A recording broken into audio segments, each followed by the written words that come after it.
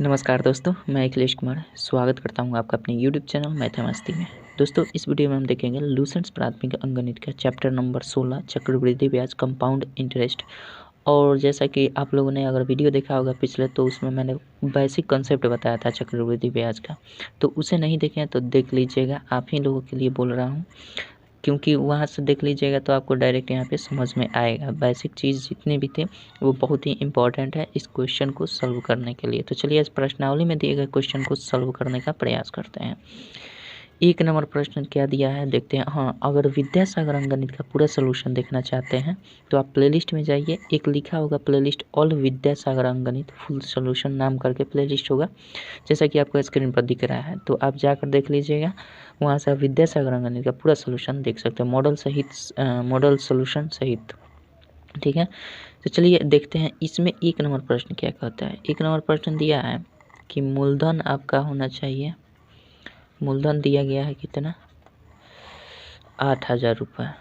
मूलधन जो है 8,000 रुपये है। ठीक है, हालांकि रुपये जो होता है ना पहले लिखा रहता है, रुपये पहले लिखा रहता है, उसके बाद 8,000 ऐसे लिखा रहता है। ठीक है, 8,000 रुपये है। और दर जो है कितना है, दर दिया है 5% वार्षिक।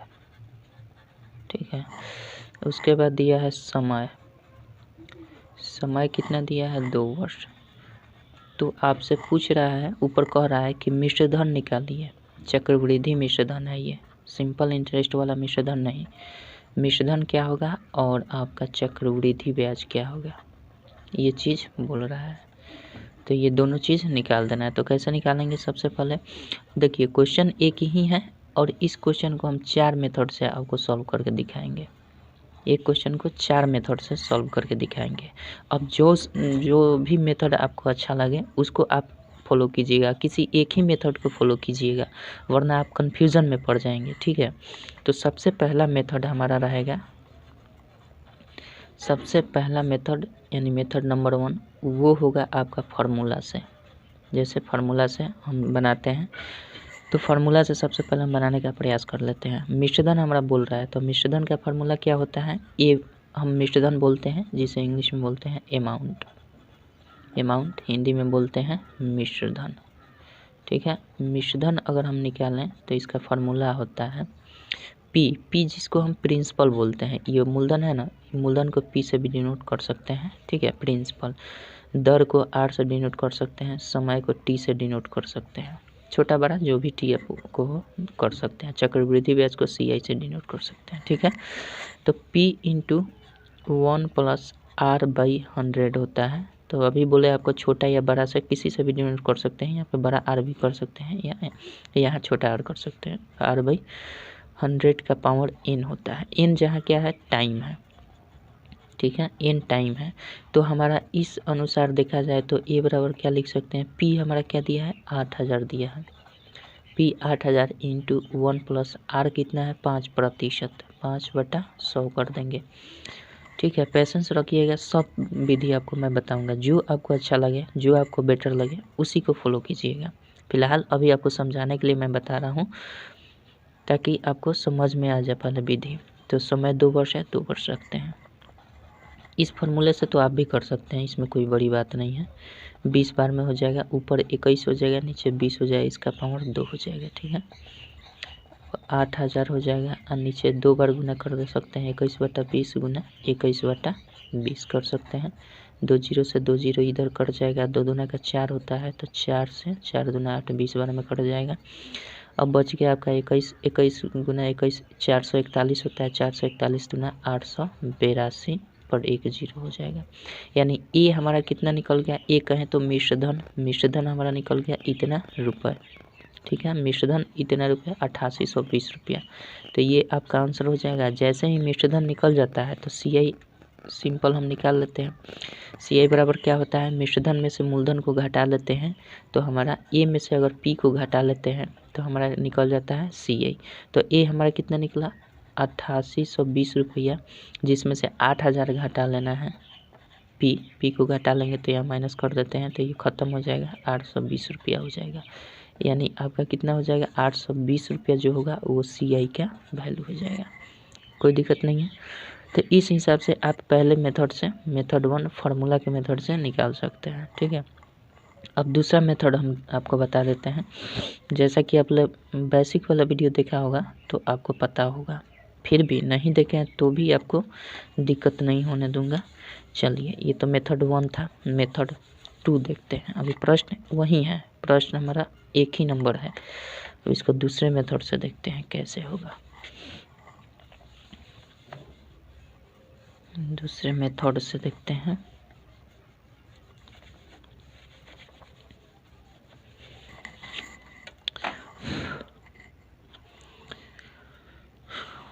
मेथड 2 देखिए, मेथड 2 में करना कुछ नहीं है, सिंपल हमने आपको बताया है कि जब भी दर 5% हो, ठीक है, और समय आपका 2 वर्ष हो, समय 2 वर्ष अगर हो, तो आपको मैंने एक चार्ट बनाकर 10% तक का दिया था।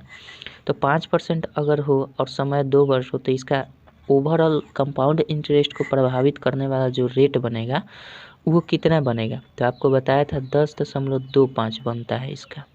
याद होगा तो सही है, याद होगा तो तुरंत बना दीजिएगा, और नहीं याद है तो फिर यहाँ पे कैलकुलेट कीजिएगा। कैसे कैलकुलेट करना है, तो मान लीजिए यहाँ 2 वर्ष की बात हो रही है ना, हालांकि ये चीज़ मैं बेसिक में बता चुका हूँ, फिर भी यहाँ पे बता दे रहा हूँ। 2 वर्ष के लिए जब बोल रहा है तो 1 वर्ष के लिए हमारा पहले वर्ष के लिए 5% हो जाएगा, ठीक है। दूसरे 1 वर्ष के लिए, फिर दूसरे 1 वर्ष के लिए भी 5% होगा। तो इसको हम मान लेते हैं x, इसको मान लेते हैं y, ठीक है। और इसका जो प्रभावित करने वाला CI को प्रभावित करने वाला जो रेट बनेगा, वो रेट बनेगा इस फॉर्म पर x + y + xy/100, इस फॉर्म पर बनेगा। और इस फॉर्म को मैंने डायरेक्ट आपको याद करने के लिए बोला था और लिखाया भी था कि 1% से लेकर 10% तक का हो, तो आपको ये चीज़ हमेशा जुबान पर होना चाहिए ताकि आपको समय बच जाए, ये चीज़ करना ना पड़े। फिलहाल मैं करके दिखा रहा हूँ। तो ये कैसे होगा, x के स्थान पर 5 रखेंगे, फिर एक y के स्थान पर भी 5, फिर +5 प्लस गुना 5/100, 5 × 5 = 10 हो जाएगा, और 5 × 5 = 25/100 हो जाएगा। दशमलव में करेंगे 10.025 हो जाएगा, ठीक है, यानी 10.25%। तब यही जो परसेंटेज होगा ना, ये 2 साल में कंपाउंड इंटरेस्ट देगा, यही परसेंटेज, ठीक है। तो ये चीज़ मैंने आपको याद करने के लिए बोला था, याद किए होंगे तो डायरेक्ट सॉल्व कर लेते, इतना करने की कोई ज़रूरत नहीं थी, ठीक है। अब फिर भी आपका माइंड चल रहा है तो डायरेक्ट 5 दिख रहा है ना, तो 5 पहले जोड़ देंगे और उसके बाद 5 गुना करके 100 से भाग कर देंगे। तो उस मेंटली आप कर सकते हैं, इसको याद भी नहीं है तो इस चीज़ को आप मेंटली भी कर सकते हैं बस 1 सेकंड में। चलिए, तो इसको हटा देते हैं, आपको दिखाने के लिए, समझाने के लिए बता दी हूँ। अगर नहीं देखे होंगे बेसिक वाला वीडियो तब आपके लिए ये था, अगर देखे होंगे तो ये आपके लिए बिल्कुल नहीं था, आप कब का बना चुके होते। चलिए, अब हम डायरेक्ट इसको सॉल्व करते हैं कैसे होगा। अब इस चीज़ को हम सॉल्व कैसे करेंगे, डायरेक्ट हमारा दिया है ना 5% या 2%, जैसे ही दर 5% रहेगा, 2 वर्ष रहेगा, तो हम सिंपल इंटरेस्ट जो कंपाउंड इंटरेस्ट निकालेंगे वो डायरेक्टली हम क्या करेंगे, 8,000 का सिंपल जो इन दोनों से प्रभावित रेट बनता है, जो कि मैंने अभी कैलकुलेट किया या फिर बेसिक वाले वीडियो में भी बताया था, तो उसका परसेंट क्या बनेगा, 10.25%। डायरेक्ट हम निकाल देंगे तो हमारा आंसर आ जाएगा। तो 8,000 का हम क्या कर देंगे, 10.25 कहने का मतलब 10/25/100, इस पर डबल 0 कर देंगे, फिर 100 तो परसेंटेज के बदले में, दशमलव हटाने के बदले 2 और 0, ठीक है। यहाँ 3 कटा देंगे 0, तो 3 ये कट जाएगा। अब इसको हम सिंपल गुना कर देंगे या फिर ऐसे कटा भी सकते हैं। चलिए गुना कटा दीजिए, 5 से 5 दूना 10, आप 5 से कटाएंगे तो 5 दूना 10, 0, 5 × 5 = 25, 2 से कटाएंगे 4 हो जाएगा, 4 से कटा ये करेंगे तो 4 दूना 8, 820 रुपया हमारा क्या हो जाएगा, 820 रुपया ये आपका बन गया कंपाउंड इंटरेस्ट। कंपाउंड इंटरेस्ट कहें तो चक्रवृद्धि ब्याज। अब बात कर रहा है मिश्रधन की। मिश्रधन फार्मूला से पहले मैंने मिश्रधन निकाला था, इसमें पहले कंपाउंड इंटरेस्ट निकाल दिया, कोई दिक्कत नहीं है, आगे पीछे निकाल सकते हैं। तो मिश्रधन बराबर क्या होता है, मूलधन प्लस चक्रवृद्धि ब्याज। मूलधन कितना है, 8,000, मूलधन 8,000, आज चक्रवृद्धि ब्याज कितना निकला 820 रुपया, तो 820 रुपये इन दोनों को जोड़ देंगे तभी तो मिश्रधन निकलता है। तो 0288 8820 रुपया, ऐसे भी आपका आंसर आ गया 8820 रुपया आपका मिश्रधन हो गया, 820 रुपया चक्रवृद्धि ब्याज। तो फार्मूला से भी हमारा आया था, ऐसे भी आ गया। तो ये चीज़ याद होता तो आप डायरेक्ट शॉर्टकट में तुरंत कर लेते, डायरेक्ट इतना कितने परसेंट कर लेते अगर ये याद होता। तो नहीं भी याद है तो 2 वर्ष के लिए आसान है, आप तुरंत कैलकुलेटर 5 पहले जोड़ दीजिए, उसके बाद दोनों को गुना करके 100 से भाग कर दीजिए, उसके ऊपर ऐड कर दीजिए, तो नया रेट आपका 2 वर्ष का बन जाएगा। ठीक है, तो ये चीज़ होता है। तो इस तरह से भी आप कैलकुलेट कर सकते हैं। मेथड 2 हो गया। मेथड 3 देखते हैं क्या कहता है। मेथड नंबर 3, पेशेंस रखिएगा भैया, क्वेश्चन हो सकता है कि थोड़ा बहुत धीरे धीरे बने, धीरे धीरे बढ़े, लेकिन आपको मेथड पहले सिखाना है। मुझे मेथड सीखे रहेंगे तो आप किसी भी मेथड का प्रयोग करके तुरंत आंसर करेंगे, नहीं तो फार्मूला एक रट लेंगे तो दिक्कत हो जाएगा। मेथड नंबर 3 देखते हैं क्या कहता है। मेथड 3 में करना कुछ नहीं है, अभी हमने आपको रेट जो बताया है रेट पर खेला है। मेथड 3 में आपको केवल रेट पर खेला है। जैसे ही 5% इसमें दिख रहा है ना हमें, तो सबसे पहले क्या करेंगे मेथड 3 में कि 5% को हम 5/भिन्न के रूप में कर सकते हैं। 5% को 5/100 भी लिख सकते हैं, तो इसको हम फ्रैक्शन के रूप में चेंज कर लेंगे। तो फ्रैक्शन के रूप में चेंज करेंगे तो क्या हो जाएगा 1/20। हालांकि फ्रैक्शन का मान भी याद होना चाहिए, अगर याद रहेगा तो डायरेक्ट हम 1/20 लिख सकते थे, नहीं याद है तो ऐसे कन्वर्ट करके थोड़ा सा वक्त लग सकता है, लेकिन आपका परफेक्ट हो गया। तो हमारा क्या आ गया 1/20 आ गया। तो जैसे ही 1/20 फ्रैक्शन आ गया ना, तो ये हम 5% कहें या फिर 1/20, किसी भी मूलधन का 5% कहें या फिर 1/20 कहें, तो हमारा बात बराबर होता है। तो हम क्या करेंगे, सबसे पहले जब फ्रैक्शन चेंज करेंगे तो इसके हर में, फ्रैक्शन के हर में जो भी मान आएगा इसके पावर हम टाइम कर लेंगे, इसके पावर टाइम लिख लेंगे, क्या इसके पावर टाइम, और ये जो टोटल बनकर आएगा इसको हम मान लेते हैं P बन गया। P कहें तो मूलधन ये बन जाता है, इसको हम मूलधन मान लेते हैं थोड़ी देर के लिए। और ये मूलधन रुपए में नहीं होगा, ध्यान रखिएगा, ये मूलधन रुपए में नहीं होगा, बल्कि ये हम इसको यूनिट मान सकते हैं या फिर वैसे ही छोड़ सकते हैं। थोड़ा लाइट कम कर देते हैं, ठीक है। इसको हम P मान लेते हैं। तो 20 के पावर हमारा क्या हो जाएगा, टाइम कितना दिया है 20 के पावर टाइम 2 वर्ष 2 कर लेते हैं, कोई दिक्कत नहीं है। और इसके बराबर हम क्या कर सकते हैं 2 दूना का 4। इतना लंबराने की कोई ज़रूरत नहीं थी, हम डायरेक्ट कर सकते थे 20 के पावर 2 यानी 400, सिंपल, इतना लिखने की ज़रूरत नहीं थी, आपको समझाने के लिए बता रहा हूँ। तो ये हमारा बन गया 400, ठीक है। अब इस 400 को हम क्या करेंगे, कितने वर्ष का है 2 वर्ष का हमें चक्रवृद्धि ब्याज निकालना है ना, तो ये इसको तो हमने P माना था, P कहें तो मूलधन हो गया था, और 2 वर्ष के लिए बोल रहा है। तो 2 वर्ष के लिए 400 मूलधन पर 2 वर्ष के लिए दर कितना था 5%, 5% कहें तो 1/20, तो 400 का 1/20 या 5%, तो 400 का 1/20 ये हो जाएगा, और फिर 1/20 ये हो जाएगा। ये जो हमारा है और ये जो निकलेगा ये फर्स्ट ईयर के लिए निकलेगा, और ये सेकंड ईयर के लिए निकलेगा, ठीक है, सेकंड ईयर के लिए। तो हमने आपको बताया है कि फर्स्ट ईयर के लिए 400 का 1/20 करेंगे तो ये कितना बार में कट जाएगा 20 बार में कटेगा, तो 20 रुपया हो जाएगा, ठीक है।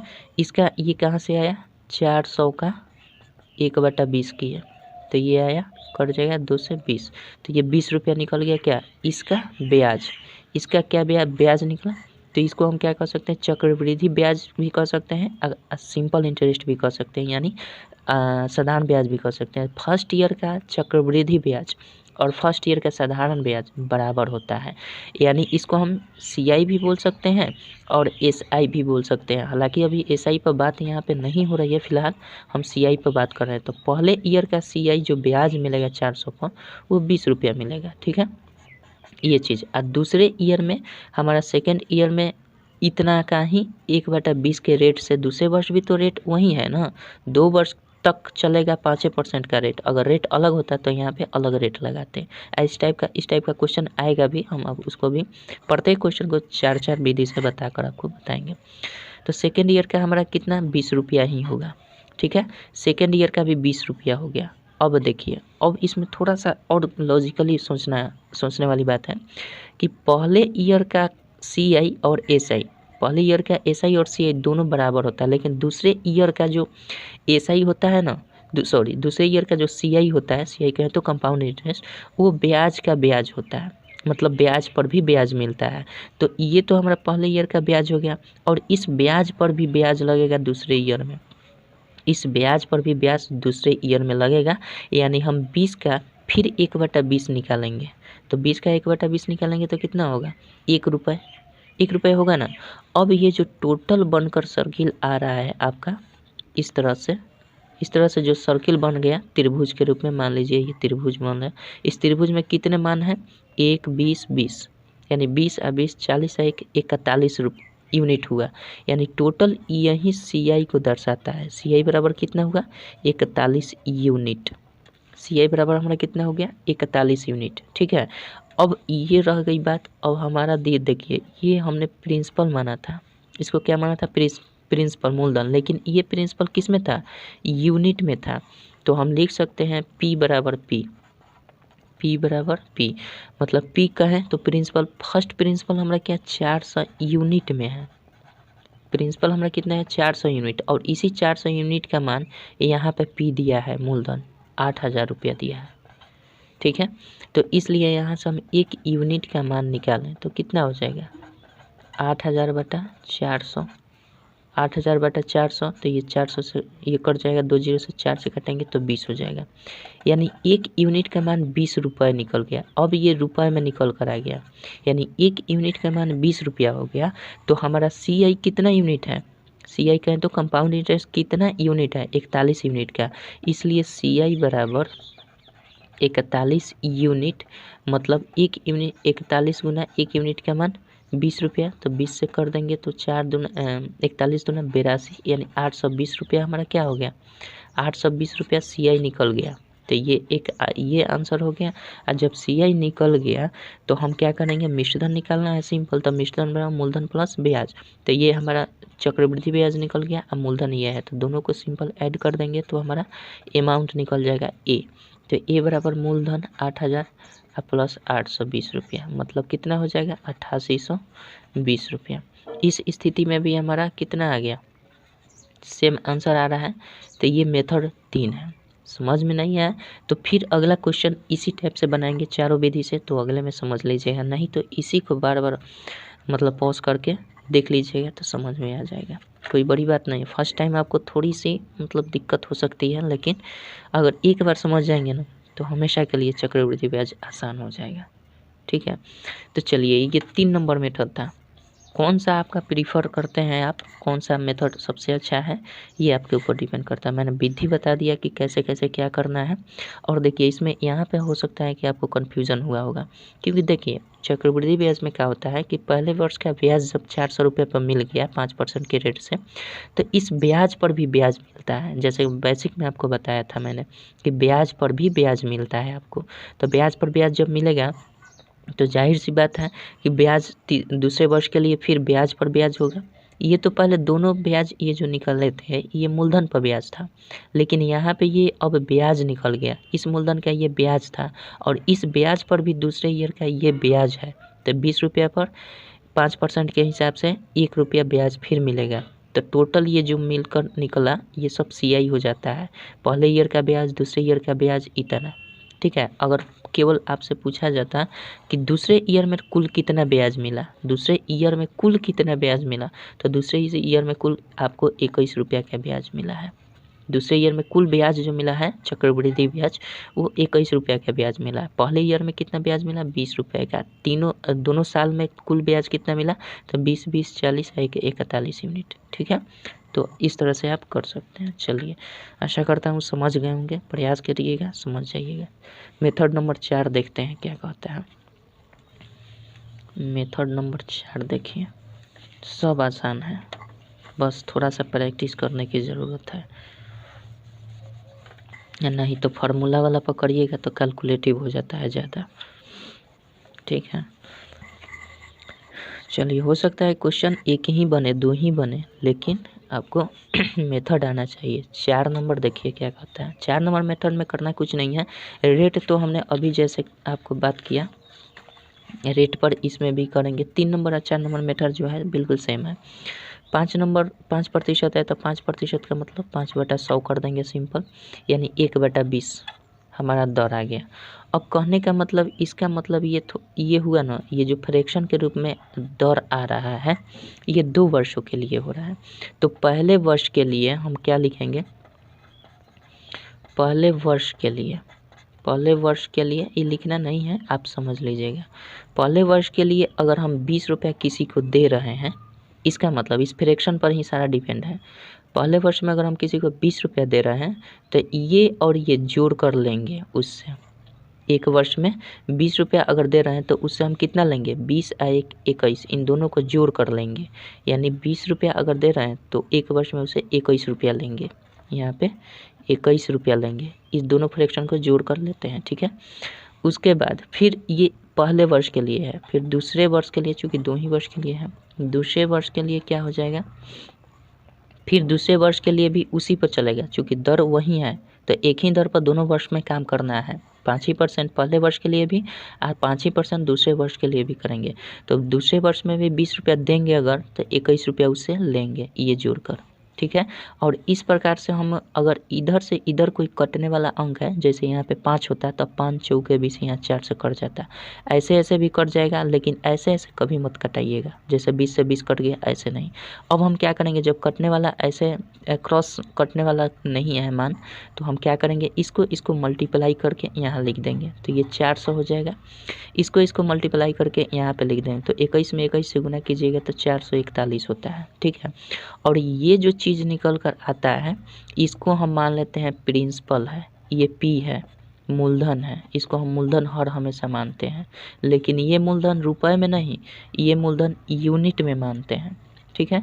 और ये हमारा क्या है, अमाउंट है। अमाउंट कहें तो मिश्रधन ये निकल कर आ जाता है, ये हो जाता है मिश्रधन। और ये भी मिश्रधन किस में होता है, यूनिट में होता है, यानी 441 यूनिट मिश्रधन और 400 यूनिट मूलधन। और इन दोनों के बीच का जो अंतर होता है, डिफरेंट अंतर, वो हमारा CI को इंडिकेट करता है। CI कहें तो चक्रवृद्धि ब्याज को।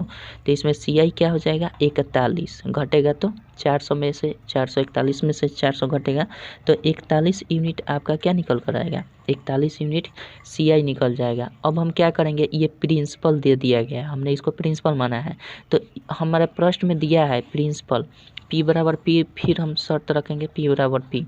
तो यहाँ पे प्रिंसिपल हमारा 400 यूनिट का है, यहाँ पे प्रिंसिपल 400 यूनिट का है। और इस यहाँ क्वेश्चन में प्रिंसिपल दिया है 8000, ठीक है। तो इसलिए 1 यूनिट का वैल्यू कितना निकल जाएगा, 1 यूनिट का वैल्यू 8000 बटा 400 कर देंगे तो 2 से 2 कट जाएगा, 4 से 20 बार में कट जाएगा, यानी 1 यूनिट का वैल्यू 20 रुपये हो रहा है। अब ये जो निकल कर आएगा ये रुपए में आएगा, 20 रुपये हो रहा है, 1 यूनिट का वैल्यू 20 रुपये। तो इसलिए CI हमारा टोटल कितना यूनिट का है, इसका अंतर जो होता है हमेशा इस विधि में अंतर इसका चक्रवृद्धि ब्याज होता है। और पहला जो ये गुना करके आता है वो प्रिंसिपल होता है, ये मिश्रधन होता है, ठीक है। तो CI हमारा टोटल कितना यूनिट है, 41 यूनिट। तो 1 यूनिट का वैल्यू कितना है, 20 रुपया, तो 41 यूनिट का वैल्यू कितना हो जाएगा, 820 रुपया। यानी ये जो निकल कर आया ये हमारा कंपाउंड इंटरेस्ट निकल गया है CI। तो CI का मान 820 रुपया, और जब CI निकल गया तो मिश्रधन ऑटोमेटिक निकल जाएगा। तो ए बराबर क्या होता है, P प्लस CI, ये बराबर यही ना होता है, P प्लस CI। तो P हमारा यानी मूलधन 8000 रुपये है, अब प्लस क्या दिया है CI निकल कर आ गया 820 रुपया।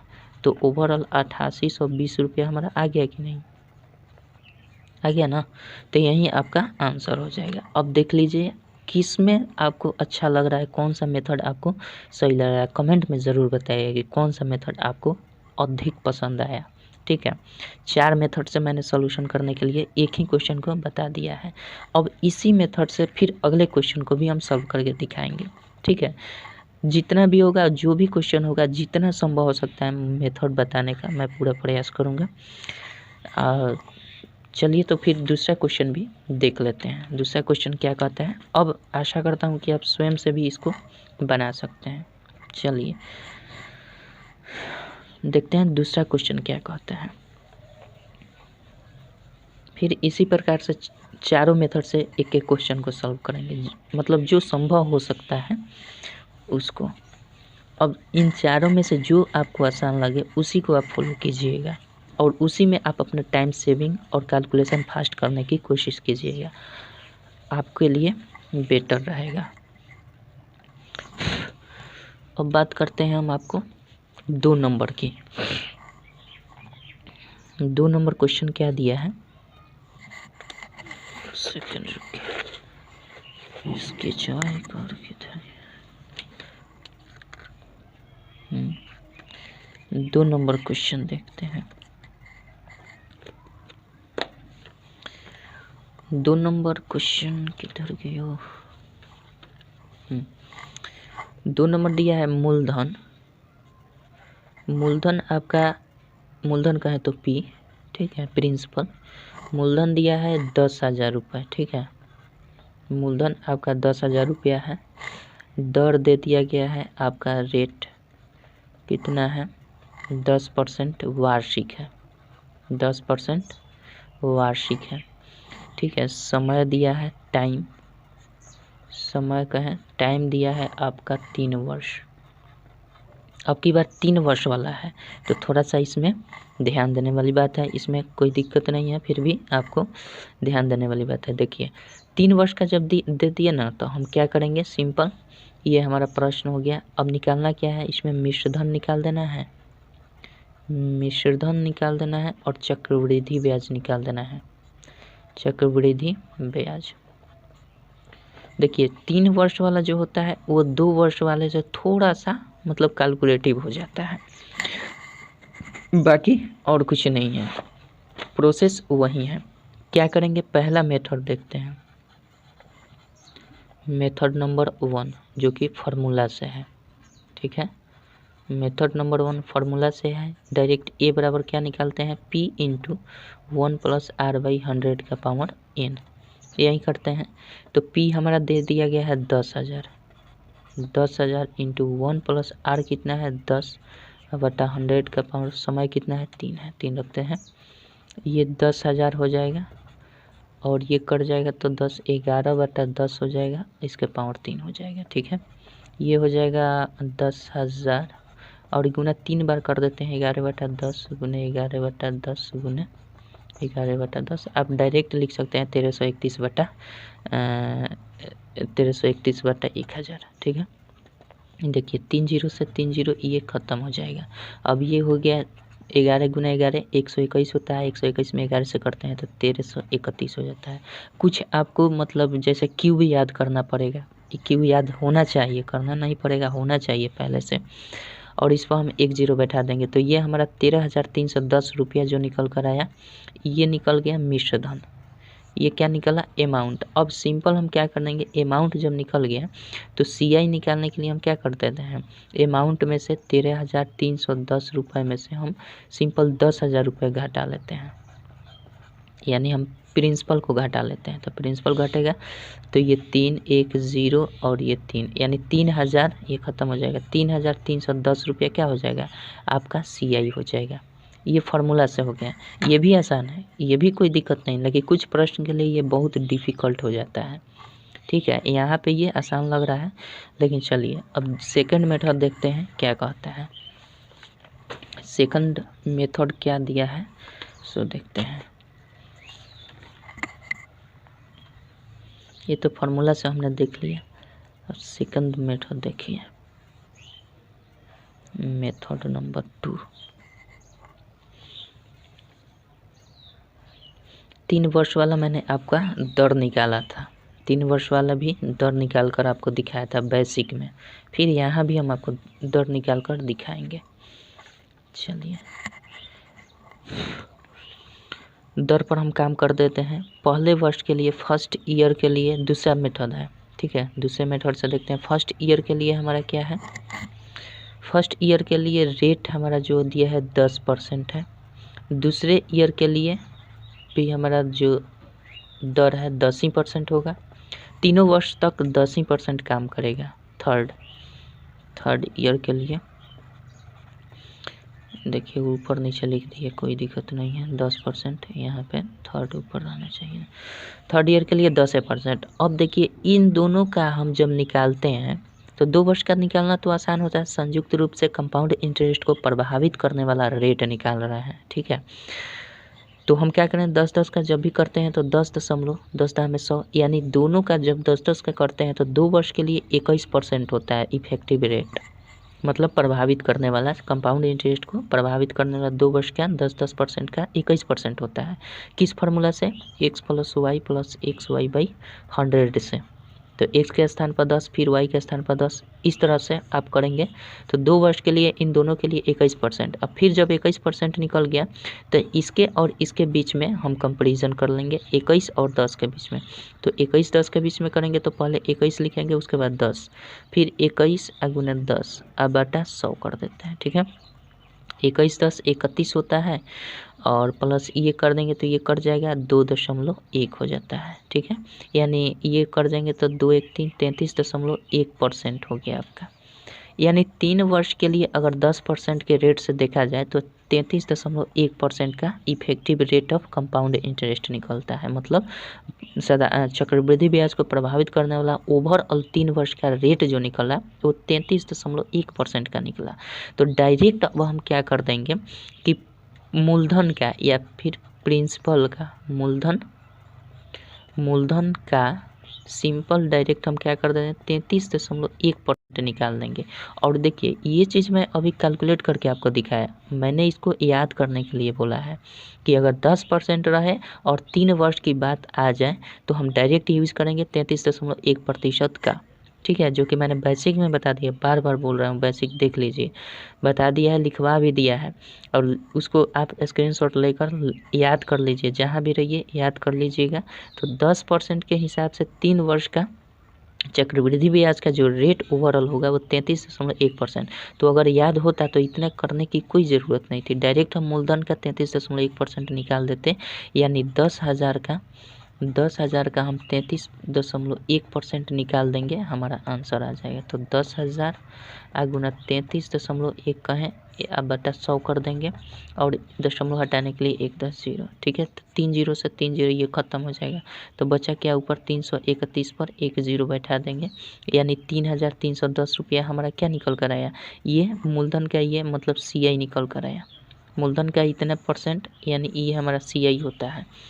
तो ये हमने निकाल दिया CI। अब कंपाउंड इंटरेस्ट जब निकाल दिए तो हमारा बच गया ए निकालना। ए का है तो मिश्रधन अमाउंट निकालने के लिए हम क्या करेंगे, मूलधन कितना है 10,000 रुपया, इसमें हम जोड़ देंगे 3,310 रुपया, 3,310 रुपया जोड़ देंगे तो ये 13,310 रुपया आपका आंसर आ जाएगा। यानी आपका मूलधन क्या, मिश्रधन क्या हो जाएगा 13,310 रुपया, कंपाउंड इंटरेस्ट चक्रवृद्धि ब्याज 3,310 रुपया हो जाएगा। कोई दिक्कत नहीं है, लेकिन कब, ये जब याद रहेगा तब। तो याद कर लीजिए, बहुत प्रॉफिट में पड़िएगा, इतना कैलकुलेट करने की कोई ज़रूरत नहीं है।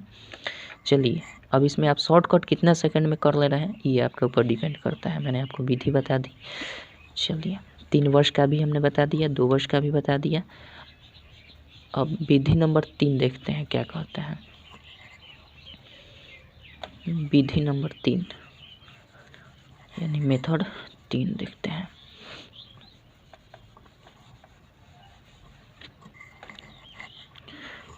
मेथड 3 क्या कहता है, 3 वर्ष के लिए अगर दे दिया जाए तो मेथड 3 किस प्रकार से अप्लाई होगा। 10% है तो सबसे पहले मेथड 3 में क्या करते हैं 10/100 कर देते हैं, इसको फ्रैक्शन में चेंज कर देते हैं। फ्रैक्शन में चेंज करेंगे तो आ गया 1/10, 1/10 हो गया। और हम क्या करते हैं, प्रिंसिपल मानने के लिए हम क्या मानते हैं, 10 के पावर जो हर होता है, फ्रैक्शन का जो हर होता है उसके पावर t कर देते हैं, इसके पावर t यानी टाइम। तो इसके पावर 10 के पावर कितना टाइम है 3 वर्ष, तो इसके पावर 3 कर देते हैं।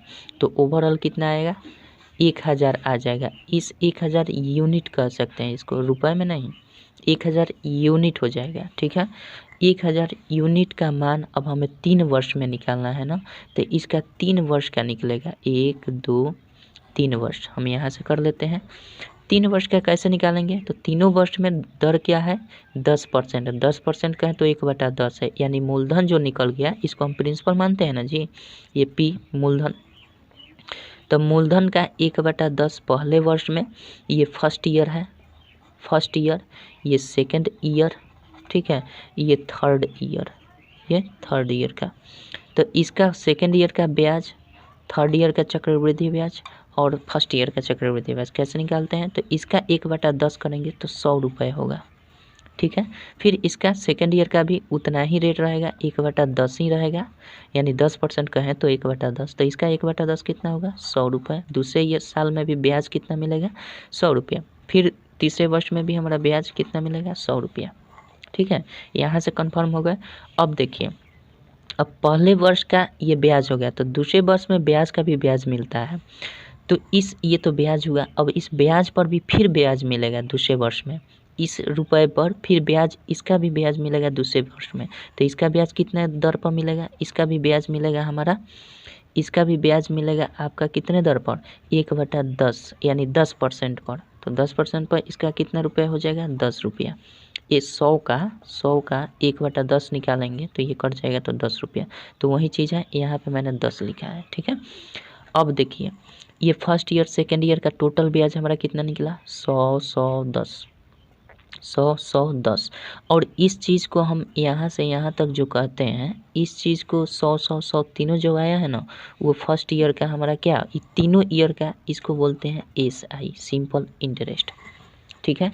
इसको हम सिंपल इंटरेस्ट बोलते हैं।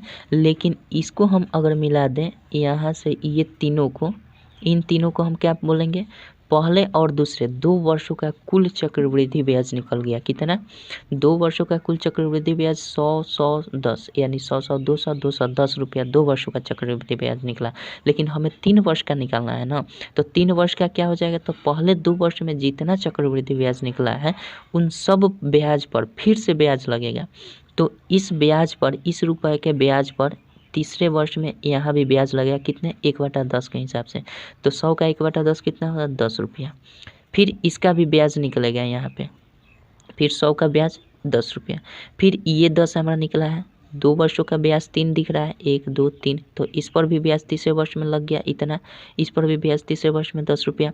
फिर इस पर ब्याज तीसरे वर्ष में कितना रुपया 10 का 10%, 10 का 1/10 का है या 10% का है, तो ये कट जाएगा, तो यानी 1 रुपये हो गया, 1 रुपया हुआ ना। अब तीनों वर्ष में कुल ब्याज कितना मिला हमारा, ये चीज़ देखना है, चूँकि 3 वर्ष का निकालना है ना ब्याज, तो 3 वर्ष का कुल ब्याज क्या होगा 100 रुपये, 200 रुपये, 300 रुपये, 310, 320, 330, 331, सबको जोड़ देंगे तो 3 वर्ष का,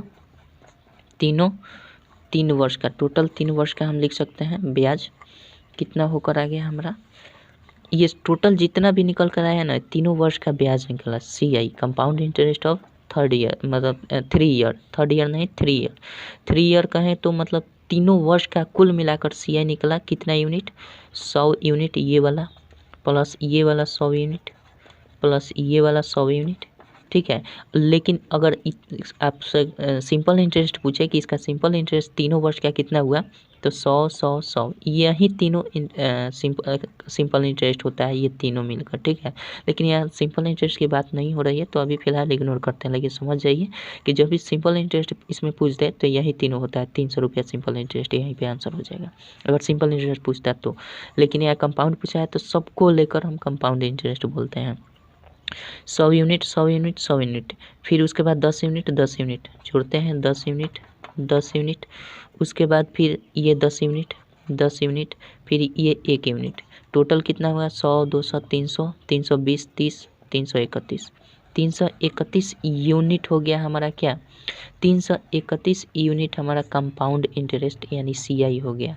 अब देखिए इसको हमने मूलधन माना था ना, तो ये मूलधन कितना है 1000 यूनिट, और ये भी P है और इधर भी हम P लिख लेते हैं। तो ई P का मान हमारा दिया है कितना 10,000 रुपये, 10,000 रुपये। तो इसलिए 1 यूनिट का वैल्यू कितना हो जाएगा, 1 यूनिट का वैल्यू 10,000 अब बटा 1000 हम कर देंगे, तो 3 0 से 3 कट जाएगा। तो 1 यूनिट का वैल्यू कितना रुपया हो गया, 1 यूनिट का वैल्यू 10 रुपये, 1 यूनिट का वैल्यू 10 रुपया, तो टोटल CI कितना यूनिट का है, 331 यूनिट का। इसलिए टोटल CI बराबर क्या हो जाएगा, 331 गुना 1 यूनिट का वैल्यू 10 रुपया, तो इसमें 10 से गुना कर देंगे तो 3,300 कितना हो जाएगा, 3310 रुपया, यानी 3,310 रुपया ये हमारा क्या हो जाएगा, ये हो गया आपका कंपाउंड इंटरेस्ट CI। अब आपसे मिश्रधन पूछा है, तो मिश्रधन कैसे निकालते हैं, मिश्रधन यानी ए कंपाउंड इंटरेस्ट निकालने के लिए हम क्या करते हैं, सिंपल मूलधन में जोड़ देते हैं, मूलधन 10,000 में जोड़ देंगे 3,310 रुपये, तो आपका 13,310 रुपये आपका मिश्रधन हो जाएगा, कोई दिक्कत नहीं है। इस हिसाब से भी आपका कंपाउंड इंटरेस्ट निकल कर आ जाता है, ठीक है, मिश्रधन निकल कर आ जाता है और कंपाउंड इंटरेस्ट। तो ये विधि है, थोड़ा सा ये 3 ईयर वाला जो है थोड़ी सी समझने वाली बात है और कुछ नहीं है। 2 वर्ष में थोड़ा सा इजी होता है, तीसरे वर्ष में थोड़ा सा 2 वर्ष से एक स्टेप और चलना पड़ता है कि इन तीनों वर्षों का फिर से हम कंपाउंड इंटरेस्ट निकाल कर करते हैं, ठीक है। चलिए आगे देखते हैं हम, तीसरे विधि का हो गया, चौथा विधि देखते हैं क्या कहता है। चौथा विधि देखिए, ये भी कोई डिफ़िकल्ट नहीं है, फर्स्ट टाइम आपको हो सकता है कि डिफ़िकल्ट लगे, लेकिन है तो नहीं वास्तव में डिफ़िकल्ट, बस आप प्रैक्टिस कर लीजिएगा। बोरिंग फील हो रही हो तो थोड़ा सा दोस्तों मैनेज कर लीजिएगा, क्योंकि मैं सिखाना चाहता हूँ आपको मेथड। चलिए देखते हैं हम 4 नंबर मेथड क्या कहता है। अभी 2 ही क्वेश्चन पड़ा है। 4 नंबर मेथड आपका यहीं पे काम करेंगे। 10% है ना, इसका 1/10 हो जाएगा, फ्रैक्शन के रूप में 1/10 हो जाएगा, ठीक है। 1/10 होगा तो हम क्या करेंगे, कहने का मतलब ये है कि पहले ईयर में, फर्स्ट ईयर में हमारा क्या हो जाएगा, फर्स्ट ईयर में अगर किसी को हम 10 रुपया दे रहे हैं तो उससे लेंगे कितना, इन दोनों को जोड़कर, यानी 11 रुपये लेंगे, ठीक है। दूसरे ईयर में भी वही काम करना है, सेकेंड ईयर में भी हम क्या करेंगे, सेकेंड ईयर में भी 10 रुपया देंगे तो 11 रुपया लेंगे। फिर वहीं थर्ड ईयर में भी वही करेंगे, थर्ड ईयर में 10 रुपया देंगे तो 11 रुपया लेंगे। अगर इधर से इधर कोई कटने वाला है तो कटा देंगे, नहीं कटने वाला है तो सिंपल ऐसे ऐसे गुना कर देंगे। तो इसको गुना करेंगे तो ये हो जाएगा 1000, इसको करेंगे तो 1331 होगा। 3 बार 11 गुना करते हैं तो इसका क्यूब होता है, 11 का क्यूब इतना हो जाएगा। तो इसको हमने अभी बताया कि इसको P मानते हैं, इसको A मानते हैं, और इन दोनों के बीच के डिफरेंट को, इसके बीच के डिफरेंट को D लिस्ट से डिनोट कर दिए। डिफरेंट को हम क्या मानते हैं, इसका डिफरेंट करेंगे तो 331 हो जाएगा। डिफरेंट आपका 331 हो जाएगा, सही है ना, 1300 में से हाँ ठीक है, 331 हो जाएगा। तो ये यूनिट में होता है डिफरेंट, ठीक है, ये भी यूनिट है, ये भी यूनिट है, न कि रुपए में, ठीक है। तो ये P यहाँ पे 1000 यूनिट शो कर रहा है और इसी P का वैल्यू हमारा 10,000 दिया है। तो कहने का मतलब P बराबर P, यानी यूँ कह सकते हैं 1000 यूनिट का वैल्यू कितना है, कितना है, 1000 यूनिट का वैल्यू 10,000 रुपये है। अरे भैया 1000 रुपये है ना, अरे पहले तो इसको हमें यहाँ लिख दिए हैं, कन्फ्यूजन होगा, और ये P यहाँ पे लिखना है तो इस P का मान 10,000 होगा, थोड़ा सा कन्फ्यूजन होगा। चलिए इसलिए 1 यूनिट का वैल्यू कितना हो जाएगा, 10,000 अब बटा 1000, 3 से 3 कट जाएगा, यानी 10 रुपये हो रहा है हमारा। 1 यूनिट का वैल्यू 10 रुपया, इसलिए इसको हम क्या मानते हैं, इसको CI मानते हैं, डिफरेंट को हमेशा CI मानते हैं। तो CI क्या कर देंगे, CI हमारा 331 यूनिट है, तो इसलिए CI बराबर क्या हुआ, 331 गुना 10 कर देंगे, यानी 3310 रुपया आपका क्या हो जाएगा, 3310 रुपया CI निकल गया।